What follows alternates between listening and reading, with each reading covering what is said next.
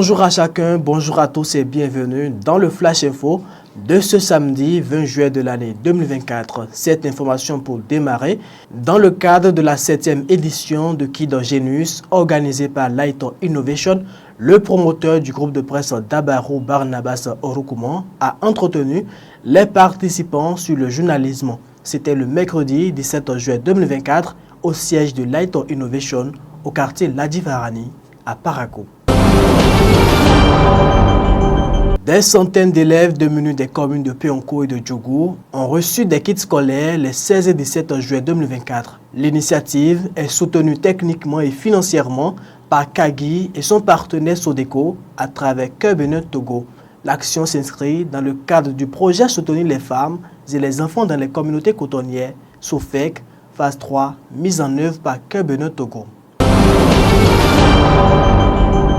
Très bonne nouvelle pour les aspirants au métier d'enseignant. Il s'agit en effet des candidats déclarés admissibles au test de recrutement des AME session de juin 2022 qui sont encore sur la base de compétences et qui ne sont pas encore déployés. Un recensement sera organisé pour ceux d'entre eux qui sont prêts à officier dans une école primaire publique pour le compte de l'année académique 2024-2025.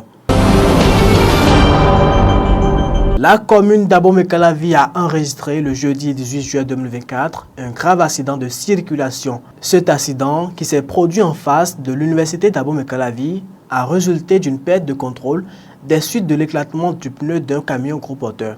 En provenance de la direction de Boycon, ce camion a fini sa course sur la piste réservée aux motocyclistes. Selon Radio Univers, il s'est introduit dans une maison située au bord de la voie.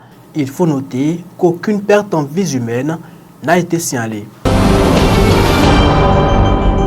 La République française a offert un lot de matériel au Groupement national des sapeurs-pompiers du Bénin.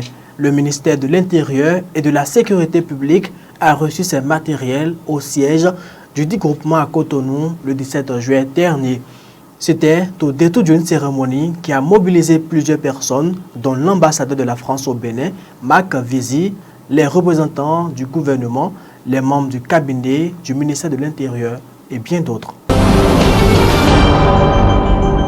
Dernière information de ce Flash Info, on va faire un tour à l'international. Le ministère des Affaires étrangères des États-Unis a annoncé le 17 juillet dernier la prolongation de 2 semaines de la trêve humanitaire dans l'est de la RDC qui n'a pas été que partiellement respectée depuis le 5 juillet dernier. Nous continuerons de travailler en étroite collaboration avec les gouvernements de la RDC, du Rwanda et de l'Angola pour soutenir les efforts diplomatiques régionaux pour parvenir à une cessation durable des hostilités, a indiqué le département d'État.